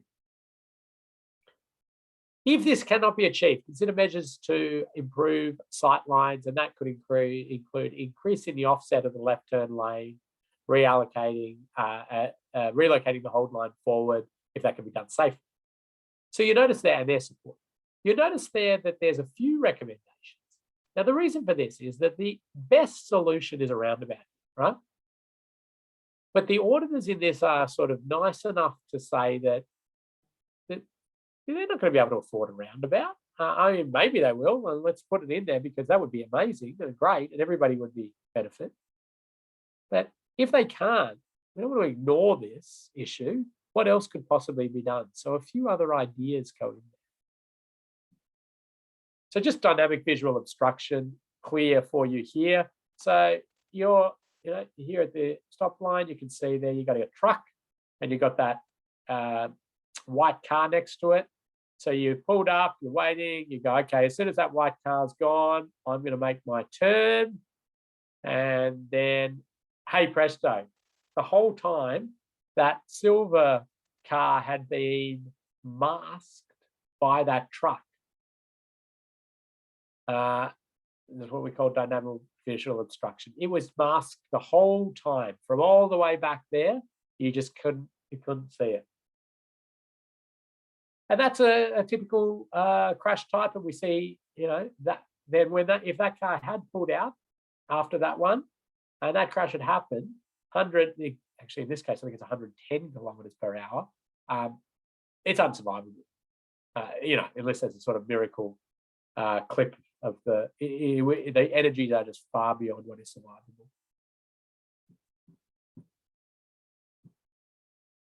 So a little tip, to be categorized as a primary treatment, it either really has to address the consequence of the crash. So speeds, angles have to be down, or it's got to virtually eliminate the chance of it happening.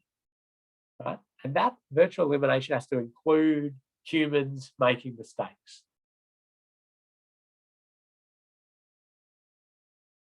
We're not going to do that quiz. I just want to, because I need to just cover off a few more things, and then Emma's going to give you your assignment. Okay, a road safety audit is not another name for just a site inspection, not a quick check of a design or an existing road. It's a formal process. It's not another name for a black spot investigations or even a substitute for a black spot investigation. That's a whole other area. It's not an opportunity to redesign the project. It's not that review against standards. It's not a method for prioritizing or ranking a road project option. If somebody comes along and says, here are 3 design options for upgrades to this intersection, could you please road safety audit them and tell me which is best? And prioritize them? You would say, it's not what a road safety audit does, and we can audit each design and give you, safety issues with them. A safe system assessment is a far better tool for doing that. What you might do, if you're really trying to help out your client there, is to say, listen, I'll do a road safety audit on each of them. I'll give you a covering memo with my opinions on that, on which is, best and worst. But it's a different thing to do. And it's not a safety and design check. That's another beast as well. That's, can this be constructed safely? Can it be maintained safely? Can it be decommissioned safely? That's another beast. And auditors are problem finders, right? We are out there to find issues. What I find is a lot of auditors want to, they jump straight to solving problems before actually understanding what they're finding, why they want to do that. And we all, we get smart groups like yourselves who do that all in one amazing leap. Have processed the problem and they've solved it all in one, and they come out with the answer. Well, we've got to really clearly articulate the problem. That is our primary role as auditors. Providing solutions is added bonus for the project team, the designer, and the like.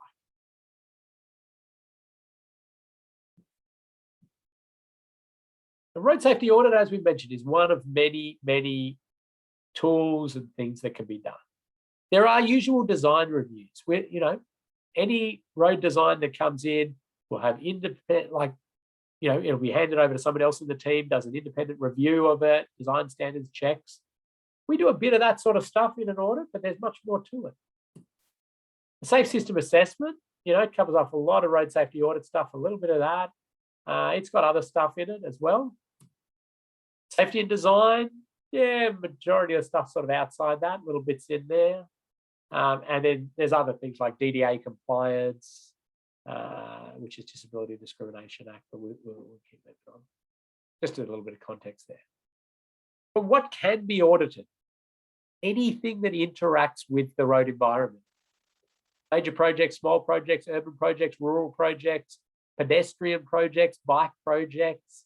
You can even audit off-road shared paths, do road safety audits of shared path facilities. It's very versatile.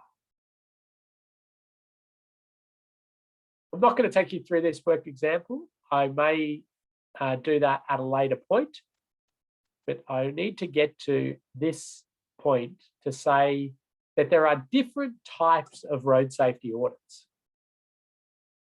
And they're centered around the phase of the project. Pre-construction. This is before anything's built. We're at design, maybe feasibility, preliminary or detailed design, road safety audit. When they're building, we can do a roadworks audit. And when they've sort of just finished, before they open the road or cut the ribbon, you could do a pre-opening road safety audit. Once the road is open, you might get asked to do a pre-opening audit just, in the very short time after it's open. And then there are existing audits and thematic audits. Thematic I'll take you through later, but that's like a very specific motorcycle audit, bicycle audit, pedestrian audit, or something like that. Feasibility, big picture, like planning. I call them the planning audit sometimes. Big picture stuff. New bypass of a town, where's it going? You don't have any details of the design. It's just big picture stuff. We're going to do a flyover here. We're going to do a roundabout down here, these sorts of things. You're thinking about, how are all these people now going to get down here to the shops?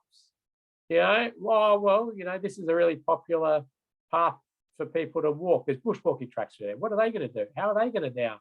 Are they going to climb onto the freeway? All those sorts of questions. You might get a little bit more detail. U-turns here, and you go, okay, that's good. And blocking off turns into this. Are they going to have to U-turn there? Where are they going to go? Big picture stuff. When you start to get some more meat on the bone of your design, okay, you're into the concepts, the preliminary design. Here you go. You may be on a survey base, or it may be on an aerial image, and you're trying to unpack potential issues associated with that.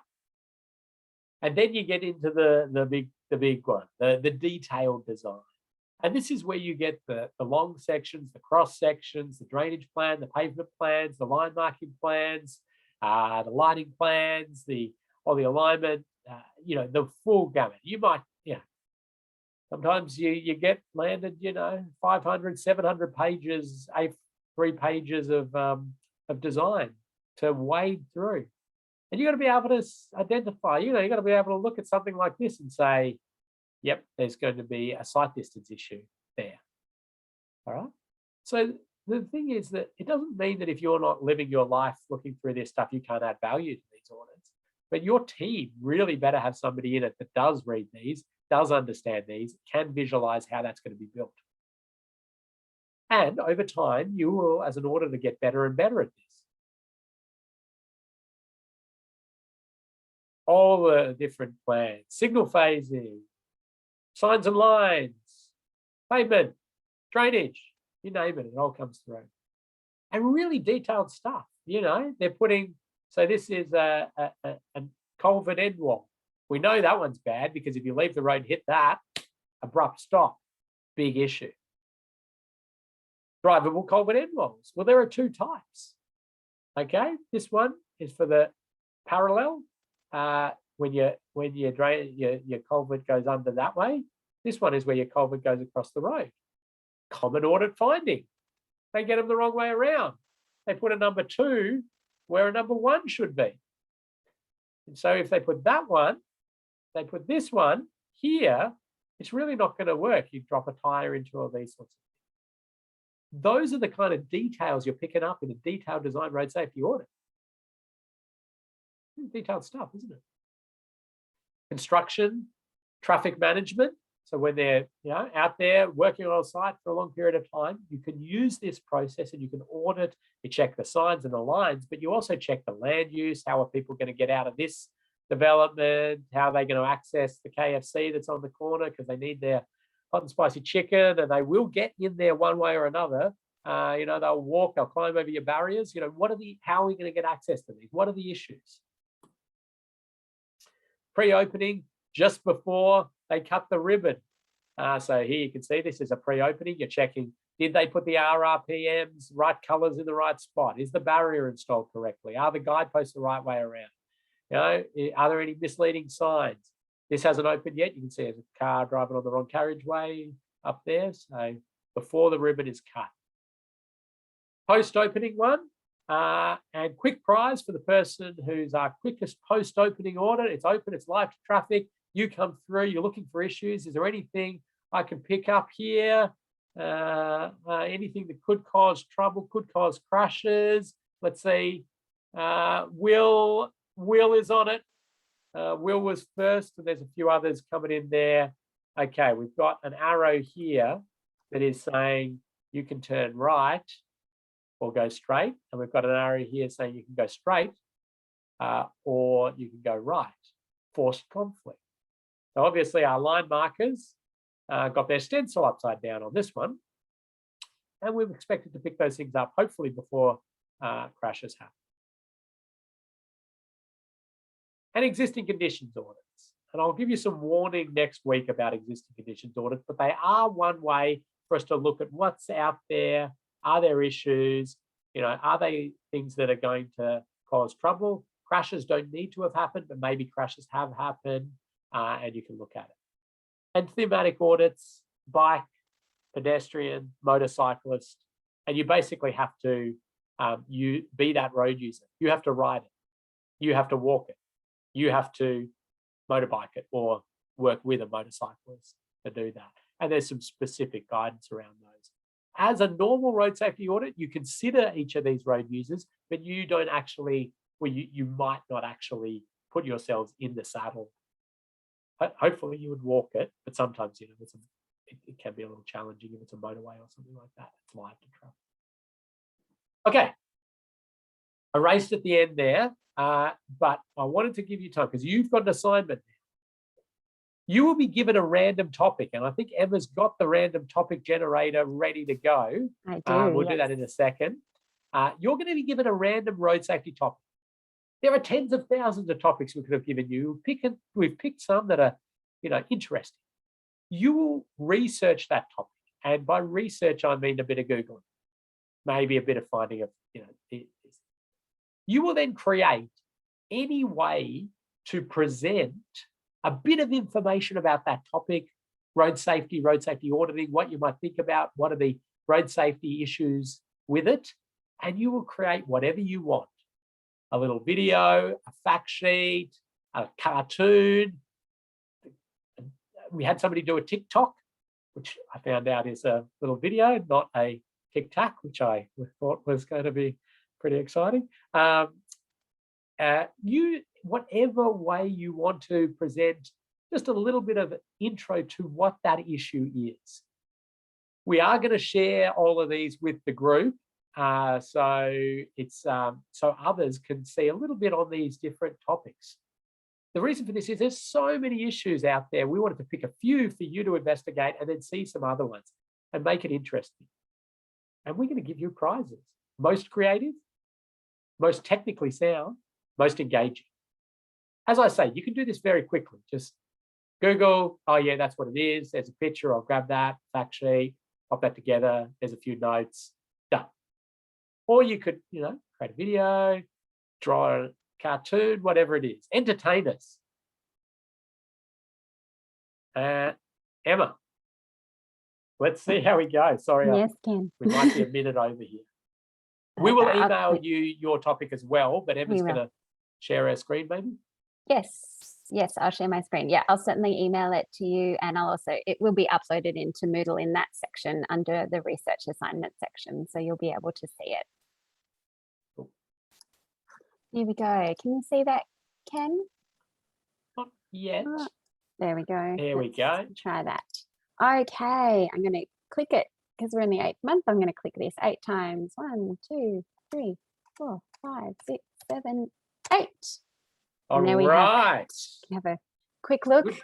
Good job. Don't panic if you miss it. Yeah, I'm going to take a little snip of that because when we close the random generator tool, it loses that. So we've got there sign support structures, landscaping, trap lanes. Oh, somebody got trap lanes. There you go. Stopping sight distance, end terminals, active events, warning signs. The list goes on. Short stacking, a good one. Sounds like pancakes, but it's a level crossing safety issue. Skid resistance, dilemma zone. Right. Fine. Take your topic, research it, upload your fact sheet or your little video or whatever to Moodle, and we will mark them. The idea is just for you to gather a little bit of intel on that and share it and investigate an exciting topic. If you go, oh my God, I've Googled this, I can't even find anything, get in contact. And we're getting a question on when it's due. Well, I think in order to get a prize, Is it going to be prizes given out next week? When's it due, Emma? I should just it's due next Tuesday, so the day before our next session. So that's Tuesday the 9th at 5 p.m. Okay. So, as I say, can be done very quickly if you just want to, get it going. There's a question there. Do we have a session on Friday? I think we do have a session on Friday. Yes, we do. Yes. Yep. We've got a session Friday, but it's this one. We're giving you a little bit more time if you want. We'll give out those prizes a bit later. We do have a hand up there. Yep. So the due date was Tuesday next week. I'll let that person talk if they want, but I think that might have been the question. Any other questions coming in there?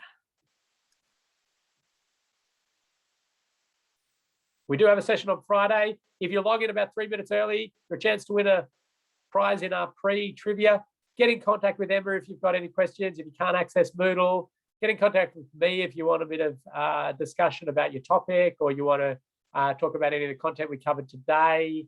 And yeah, make sure you can access Moodle. There is a quiz for you, 10 questions, 9 questions, something like that. So you've got to do that and a little assignment. And we'll see you on Friday. Log in early for a chance to win a prize. Thank you, Emma. Thanks, Ken. Thanks, everyone, for joining us.